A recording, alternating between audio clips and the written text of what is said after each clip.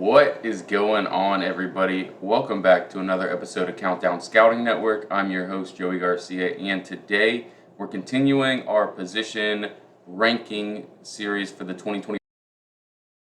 And we're on tight ends. So I have 16 tight ends here. I know there's a lot more tight ends in this draft, but I only got to watching 16. And I honestly don't think this is a great tight end class other than a few guys at the top.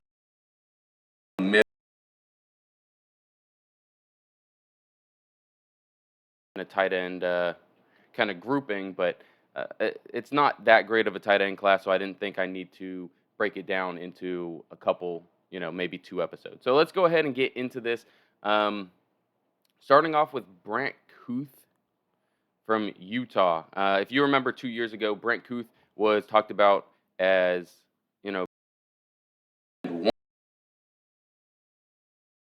on mic, so it wasn't really working. Brant Kuth was supposed to be tight end 1 like 2 years ago when Dalton Kincaid came into the scene because, Brant Kuth ended up getting injured against Florida, I think it was, or maybe it was a couple games after that. Here's my cat. There you go, buddy. Sorry, he wanted to jump up here and help. But so Brant Kuth is a smaller.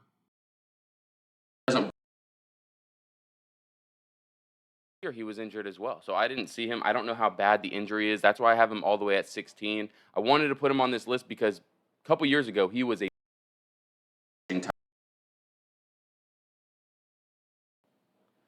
I almost want to our number one tight end everyone knows is going to be Brock Bowers. He is kind of like a discount version of Brock Bowers, more of like what Sam Laporta is right now, is what Brant Kuth was. He's a smaller tight end, but he's a good route runner, great after the catch, had really good hands. But I haven't seen him play in a while, so that's why I have him down here. But I wanted him as an honorable mention just because, hey, if he gets on the field, if he's healthy, he's going to be. Honestly, he's one of the guys.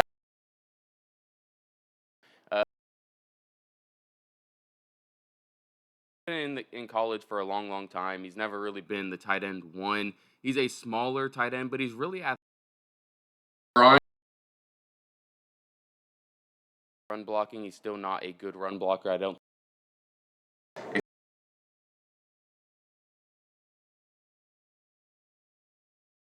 could end up using like that that you'll end up selecting him. You can bring him in to be your tight end 3, a nice athletic tight end, someone offline. He's not going to be an online tight end, but someone that you can throw. He's going to be a seam stretcher. Really where he thrives. We have Erick All from Iowa. Him pretty high in my rankings to be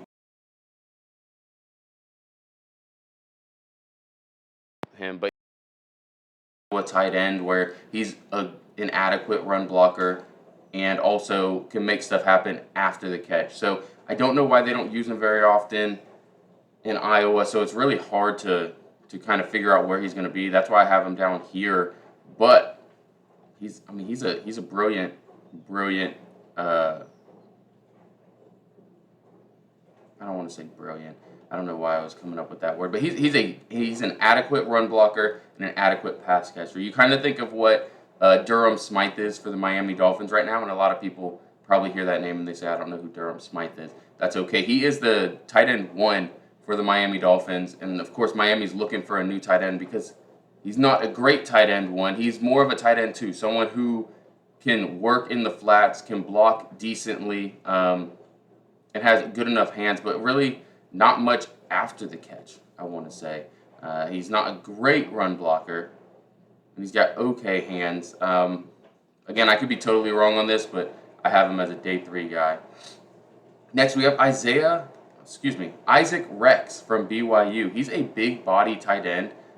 Really didn't get much love I think he was in the Shrine Bowl this year. Didn't get much love. He was also in the Hula Bowl, I want to say. So he played in 2 bowl games, and he can't pass protect, or he can't run block. He's not great at run blocking right now, but he's a bigger body tight end that I thought made really good contested catches. He doesn't do much after the catch, but a guy that can make some contested catches. Maybe if you're looking in the goal line or third and short, something like that. He's someone that can make those catches. So again, this is a guy who could be a tight end 3 on most teams.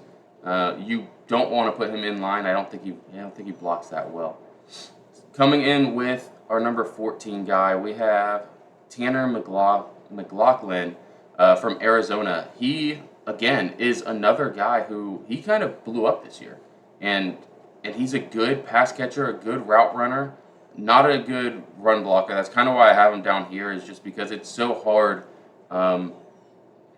to put you in as a high profile tight end if you can't run block, so you really can't play in line that much, and you're also not a dynamic athlete, borderline wide receiver. So that's kind of why he's down here. This is another day 3 guy in my opinion, but again, I think he gets drafted and he can end up being someone's tight end too. He's got good enough hands, can catch well in space, or can create some space, can catch well contested balls, but he's not a guy who you're going to line up as your X, flex him way out as a tight end. He's not dynamic enough as a route runner for that, and he's not really a guy who you can use in line as a blocking tight end either. So that's kind of where I have him here. All right, Bryson Nesbitt. Let's get to some guys who I think are going to be really exciting and probably can sneak up into day 2 of the draft. They get 4th round picks here. Bryson Nesbitt from UNC. He's a wide receiver that they're converting to a tight end. He's a big boy for a wide receiver. He's 6'4", 6'5", somewhere in that range. 225 pounds already as a wide receiver, not even starting to try to convert into being a tight end. Really good contested catch guy. I don't know what he's going to weigh in at the combine. I believe he got invited to the combine. If he weighs in above 225, you think maybe 228, and still runs at the combine a 4.5, a 4.55, somewhere in the 4.5s, that'll be very, very impressive. And I think he can do it. He's got some wheels to him, and he's strong. He's strong at the catch point. The only thing with him is you can kind of understand why he's switching from a wide receiver to a tight end, just because his yards after the catch, his ability to create after when he's got the ball in his hands just really isn't there as a wide receiver. And so as a tight end, you're going to be matched up against some linebackers. I think he's athletic enough for that. He blocked well on the outside, though. I will say that, watching him block a little bit against some corners, very, very good. What you would expect at 225 pounds. He's 6'4", 225 pounds. You'd expect him to be able to handle some of these cornerbacks. How he would do against edge rushers, probably not as well, but he has a willingness to want to block. I think you put just a little bit more on his frame. I don't want you to put 15 pounds on him, but if you can get him, if he's really playing at 225, you get him to 230, 233, somewhere just above 230. I think he'd be adequate in bump, in a bump type blocking scheme. He's not going to handle a defensive end, but if it's bump just to secure the outside on zones, something like that, if he goes to San Fran to back up George Kittle, I mean, again, George Kittle's 250 pounds, and he blocks very, very well. So if this guy's 233, he's not going to be able to handle guys one-on-one. But again, bump coverage, bump and get up to second level and just help secure the tackle, give him an extra second to get a reach block on him. I think Bryson Nesbitt can do that. I have him this low just because he's not dynamic with the ball in space, and he hasn't proven he can be a run blocker in line. But this is one of my guys. I think he's going to succeed. I think there's a chance you look at this in 3-4 years, and he is tight end 2, maybe tight end 3, but maybe tight end 2 in this class. Getting to our number 10 guy here, we have Jared Wiley from TCU. He's a bigger body tight end, He blocks very, very well, and he does enough where he gets open. This is a guy who's really, you're looking at him as your tight end 2, a run blocking tight end that can catch some things if you need him to. I'm going to put him and Brevin Spanford in the same breath, really. My number 9 tight end from Minnesota. I think Jared Wiley is a little bit more athletic and can do a little bit more in the passing game than Brevin Spanford, but think Brevin Spanford's got more secure hands and is a way better run blocker. This is a guy who is a borderline.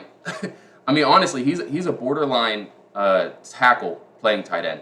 That's what it really feels like. Is he's just an athletic tackle that you put out there as your sixth offensive lineman that occasionally catches passes. Very good run blocking tight end. If you think of what Darnell Washington was last year, that's kind of what Brevin Spanford is, except he's not as athletic with the ball in his hands than this. But Jared Wiley, I think, is a more savvy route runner than Brevin Spanford, but they both are guys who are, again, kind of in that role of a tight end two, who you want as a tight end two, where he's a good / adequate run blocker and an okay receiving guy. So if you're running 12 personnel, this is a great tight end two for you guys. And the best part about it is you probably spend a 4th, 5th round pick on him. He might even fall to the 6th round, and you get yourself a really good day one tight end two, I think. Let's go to AJ Barner from Michigan. Let's go to a more athletic, pass-catching tight end. This is one who, again, you're going back to guys that don't really run block very well, but he's more athletic, jump ball receiver, runs good enough routes where he can create separation. If you have a tight end, if you have a linebacker on him, and it's not, one of the premier Fred Warners or anyone like that, I think that's a mismatch advantage for him. He's not going to be a burner. He's, he doesn't have great hands or contested catchability, but he creates good separation, and that's really what you need. A guy that has good enough hands but can create separation at the tight end position in man coverage. He does a really good job against man coverage. That's all I got to say about him. But again, this is probably a guy who's a 4th round pick. You might see him sneak into the 3rd round, depending on how far these other tight ends go. But I think there's only about 4 tight ends I would say probably go in front of him, and that's Jatavion Sanders, Brock from Texas, my number 2 guy. Brock Bowers, my number 1 guy, and then maybe a Cade Stover, just because of how athletic he is, before AJ Barner. So let's go with Dallin Holker from Colorado State. This is another guy who just feels like a wide receiver. You will never want to put him in line, but think about how Kyle Pitts is used in Atlanta, where he's always playing flexed out as like an X receiver. I can see you doing that with Colorado State's Dallin Holker. He's not as athletic as Kyle Pitts, so don't think I'm comparing him to Kyle Pitts. I am just saying the same way that Kyle Pitts is used, you could use him to that same thing. I think he's going to fly at the combine. I think he was invited to the combine, and I think he's going to fly downfield. I think he's very, very fast. He's got good size on him, good athletic range to him. Think of like Johnny Wilson Jr., the Florida State wide receiver who we talked about a couple days ago. I see him kind of in that range where he's already a tight end. Johnny Wilson, I think, should convert to tight end, but they're both going to be kind of undersized tight ends where you have to use them in specific packages. So this is a guy who I think, worst case, he's a specific package type tight end where he's flexed out all the time.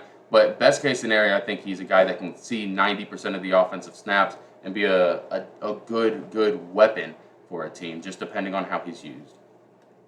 Next, we got Theo Johnson from Penn State. Theo Johnson, again, is another really athletic Penn State tight end. He's decent at run blocking. He's not great at run blocking, though. But this is kind of where you get to the full, tight ends that can do it all at this stage of my rankings.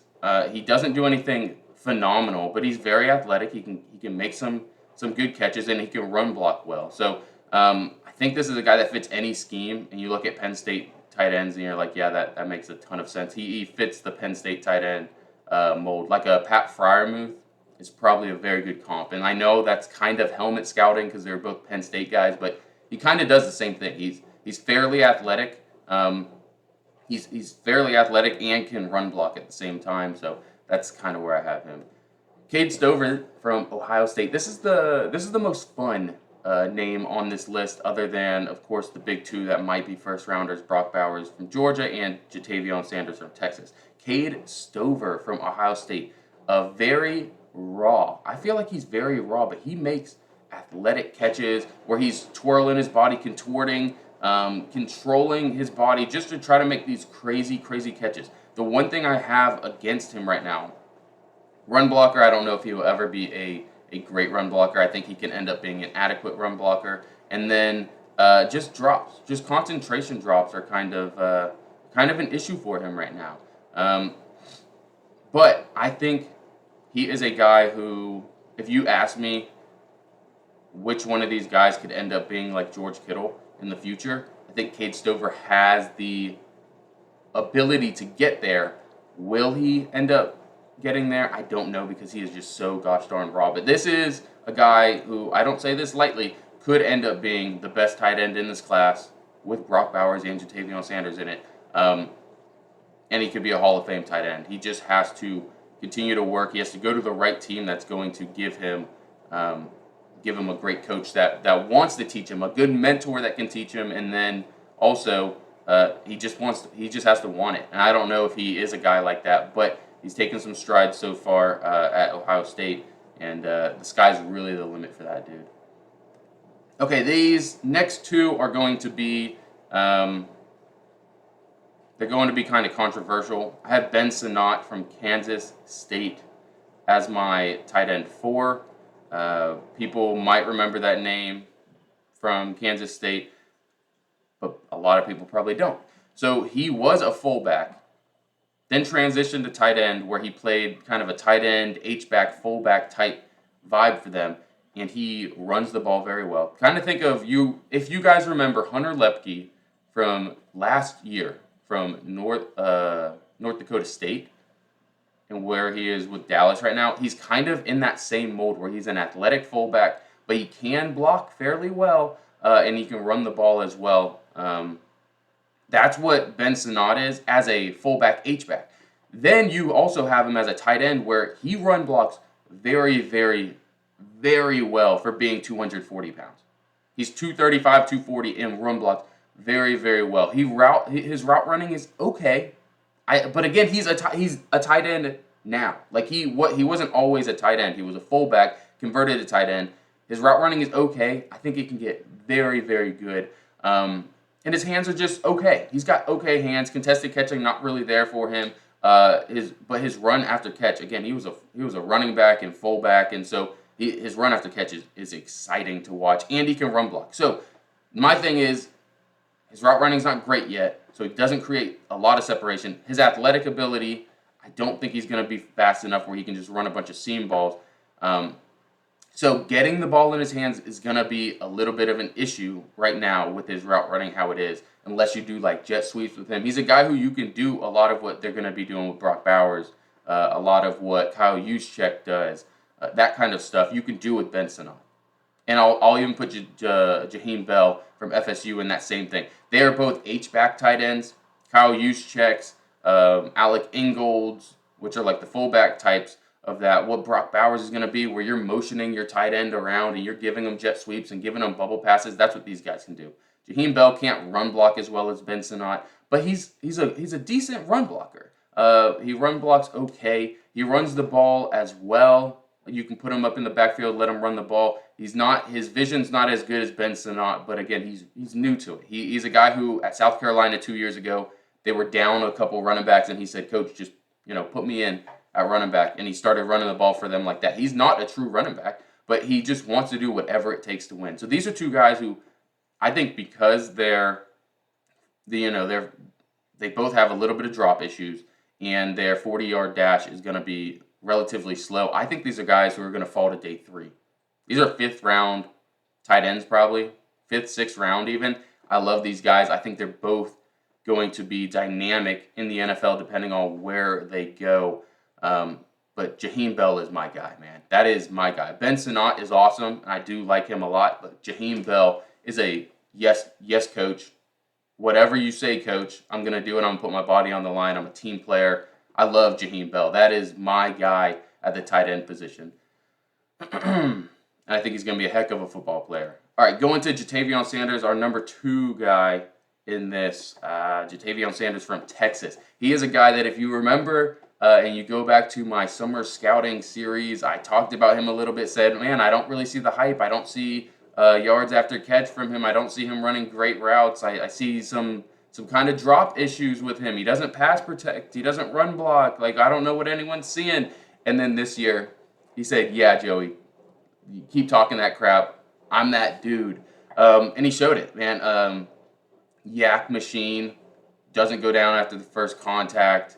Again, he doesn't really run block, but you don't need this guy to run block. You want the ball in his hands. You're wasting him, making him block. Man, he was dominant. I mean, if Brock Bowers isn't in this class, this is arguably, not arguably, this is I don't know what I'm trying to say. I'm just trying to say Ja'Tavion Sanders in any other tight end class, other than like the Kyle Pitts class, he's tight end 1.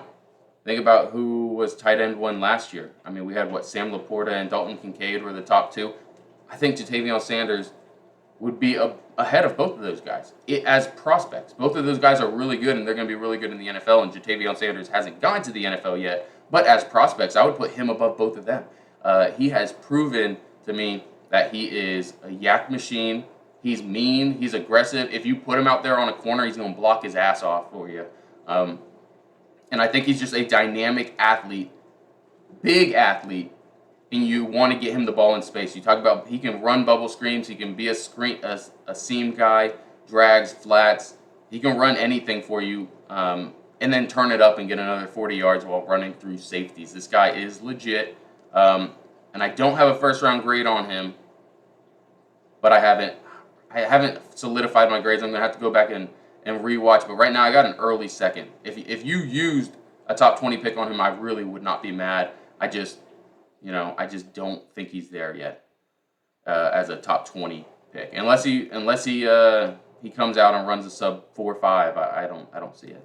All right, Brock Bowers is my tight end 1, and this one got a little bit boring because we knew it. For the last 2 years, we knew Brock Bowers is going to be elite, and he is.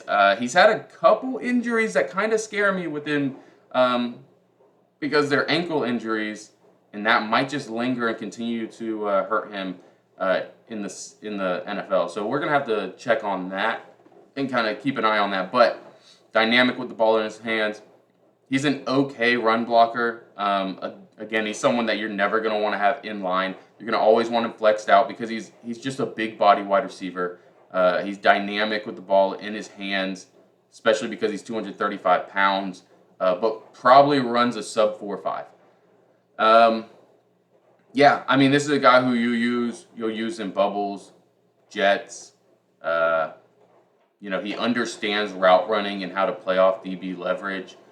And he's very, very dynamic with the ball in his hands. So he's tight end 1, man. I don't really know what to say that hasn't already been said by everyone so far. So I'm not really going to say much more about that. If you guys disagree with my rankings, which I guarantee you'll disagree with my number 3 and 4, it's a little hot takey there. Go ahead and put that down in the comments. Let's have some civil discourse down there below. If you did enjoy this, go ahead and like and subscribe.